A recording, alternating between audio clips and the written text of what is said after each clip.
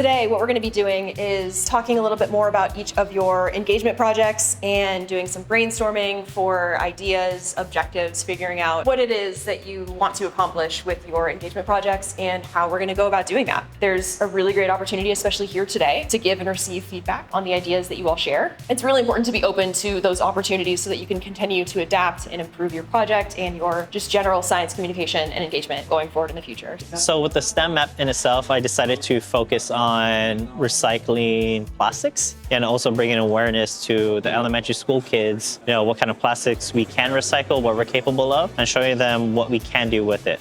So we collect it, we turn it into raw material, and then we make new things with it. And one of the things I decided to make was actually refurbish an old desk so we could put it back in the classroom so it could still be used safely also. Right now, my focus is on older adults, ages 35 to 55. With my group here, Justin and Jacob over there, we've been able to come up with a few different things that are probably beneficial to help reaching out with this particular group. For example, we're thinking of having more PN articles come out more regularly, using social media, also maybe some personal stories that are data-driven to show off the impact of the environment and people, and just helping people be more engaged with the environment and how they could do to help us make it a better place here on Guam.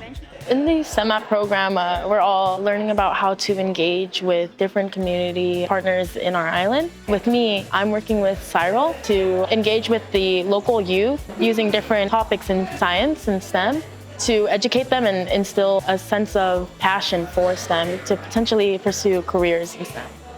So Dr. Cheryl actually offered me this STEM app, and I was like, yes, because I wanted to engage with the public. So I decided to collaborate with NASA Guam Space Grant STEM Saturday because they focus on the STEM youth on Guam. And they also deal with a lot of local kids and engaging them within STEM. And for me, I participate in a lot of civil engineering, and as a civil engineering major, I want to make kids learn about civil engineering applications on Guam. My research is a lot about recycled concrete, so I want to teach them recycled concrete and how that can apply to Guam.